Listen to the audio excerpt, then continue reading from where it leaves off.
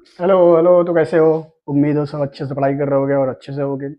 तो lecture number 4 में हमने पढ़ा था pair of linear equation in two variable, जिसके जितने भी ग्राफ बनते हैं या जो भी सोल्यूशन मेथड होते हैं उसको हमने कवर कर लिया है, जो कि आप चैनल पे जाके देख सकते हो।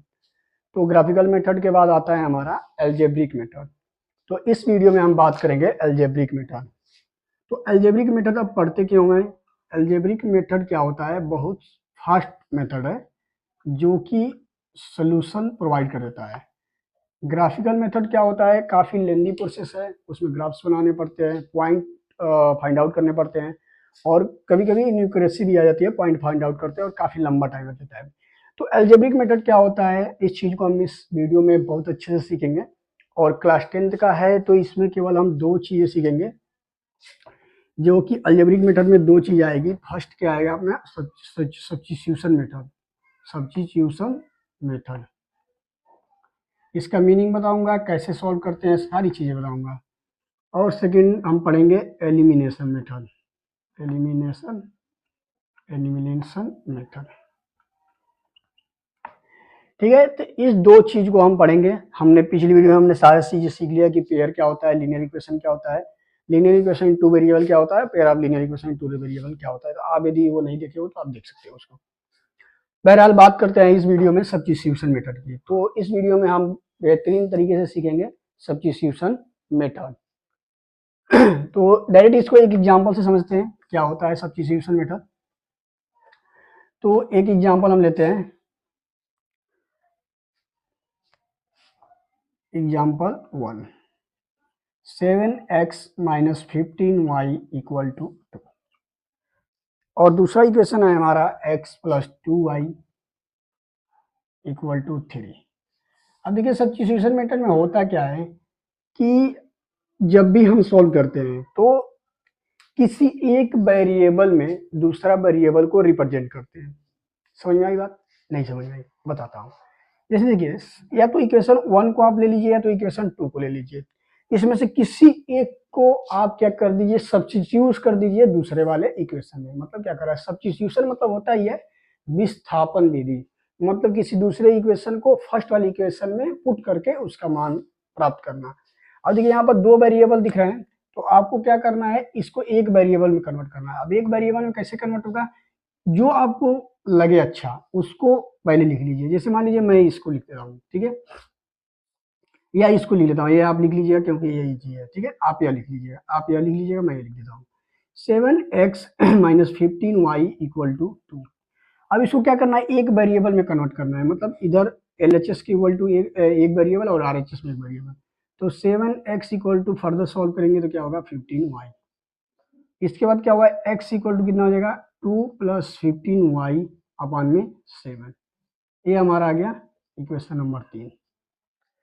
अब देखिए x में क्या हो गया, केवल इधर एक ही वेरिएबल है y है।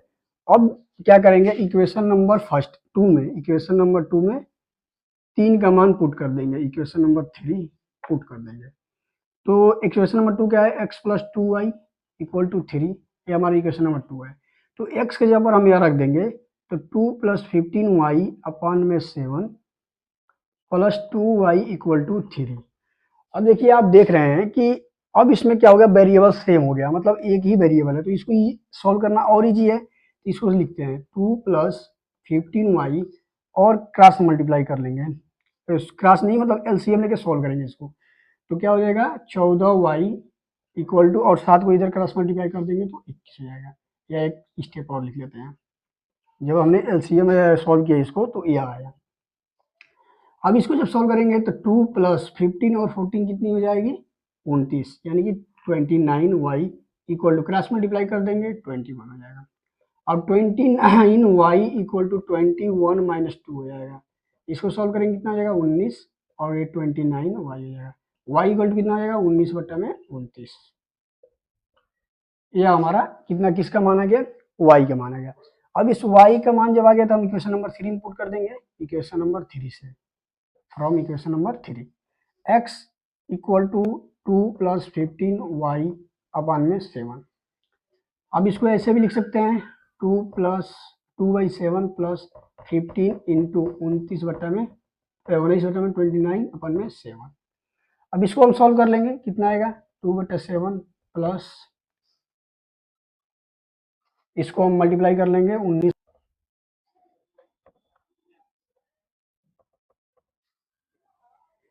अब देखिए यहाँ पर आ गया 285 और 203, इसको यदि एलसीएम नीचे लेंगे तो कितना हो जाएगा 203, और ये कितनी बार चला जाएगा, तो 29 दूनी कितनी हो जाएगा, 2 9 18 88 2 4 5 58 प्लस 285 हो जाएगा।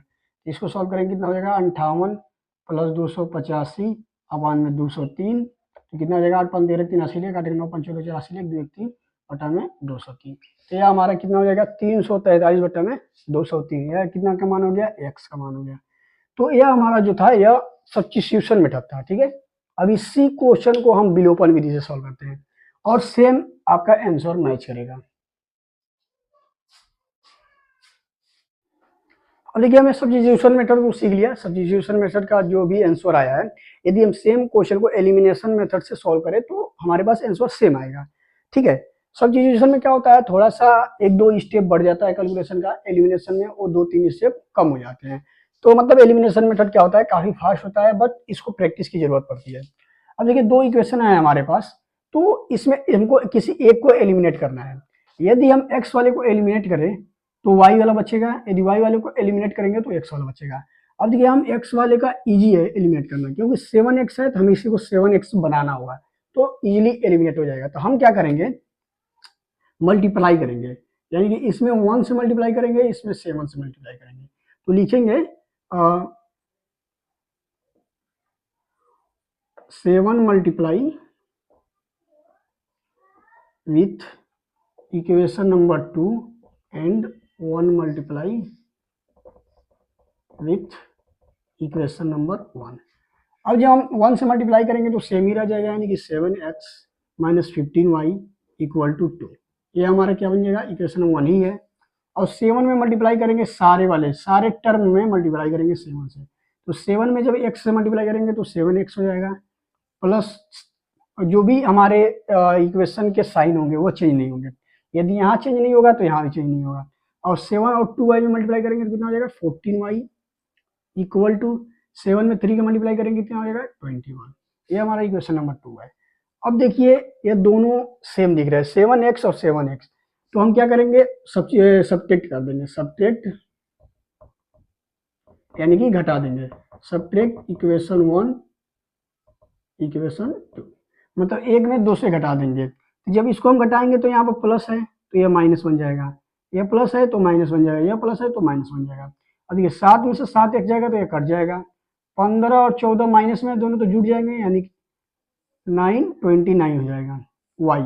अब इसको करेंगे तो कितना हो जाएगा -19, ठीक है, और इधर भी माइनस है तो माइनस माइनस प्लस हो जाएगा, y इक्वल टू कितना हो जाएगा 19 बटा में 29, ये हमारा मान आ गया कितना y का। अब देखिए इसी हम चीज को देखेंगे सब्स्टिट्यूशन मेथड में, सेम प्रोसीजर को सेम वैल्यू प्राप्त करने के लिए कितना टाइम लगा था, और इसमें क्या एक ही स्टेप में आ गया। अब क्या करेंगे, ये हमारा इक्वेशन नंबर 3 इसको बोल देंगे, और इस y को वैल्यू किसी एक में पुट कर देंगे, जैसे मान लीजिए हमने 2 में पुट कर दिया, तो इक्वेशन नंबर 2 क्या है हमारा, x plus 2y equal to 3। अब y की जगह हम 19 बट्टा 29 रख सकते हैं, तो x प्लस 2 इंटू 19 बट्टा में 29 इक्वल टू 3। अब इसको हम सॉल्व कर लेंगे इजिली, तो x प्लस कितना हो जाएगा 19 दूनी 38 और बट्टा में 29 इक्वल टू 3। इसको फर्दर सॉल्व करेंगे तो क्या हो जाएगा x इक्वल टू 3 माइनस 38 अपान में 29। अब इसको और थोड़ा सॉल्व करेंगे तो क्या हो जाएगा, x इक्वल टू 3 में 9 का मल्टीप्लाई करेंगे कितना होगा 27, तो 7 हो जाएगा, 3 दूनी 6 8 हो जाएगा, माइनस 38 हो जाएगा और बटा में 29 है, तो 7 में से 8 जाएगा 9 और यहाँ बचेगा 7, 7 में से 3 जाएगा 4 बटा में 29, तो ये हमारा x की वैल्यू आ गई। अब देखिए कितना कम स्टेप में और कितना कम कैलकुलेशन में हमारा x और y की वैल्यू फाइंड आउट कर लिए, तो इसको बोलते हैं एलिमिनेशन मेथड। यहाँ पर हमने x को एलिमिनेट किया, उसके बाद फर्दर हमने सॉल्व किया y का वैल्यू आई, और y की वैल्यू किसी एक दोनों इक्वेशन में हम डाल देंगे तो उसमें x की वैल्यू आ जाएगी, ठीक है। यहाँ पर आप y को भी एलिमिनेट कर सकते हैं, y को कैसे एलिमिनेट करेंगे, इसमें आप क्या कीजिए 2 से मल्टीप्लाई कर दीजिए, और इसमें आप क्या कर दीजिए 15 से मल्टीप्लाई कर दीजिए, तो आप इसको y को एलिमिनेट कर सकते हैं। तो ये चीज़ें आपको प्रैक्टिस आएगी ताकि फास्ट कैलकुलेशन हो, तो इस चीज़ को आप सीखिए और अन्य क्वेश्चन सॉल्व कीजिए। तो एक क्वेश्चन हम लेते हैं इसमें एक्सरसाइज का, जो कि बहुत अच्छा क्वेश्चन है, जिसको हम एलिमिनेशन और सब्स्टिट्यूशन मेथड दोनों में से किसी एक से सॉल्व करेंगे।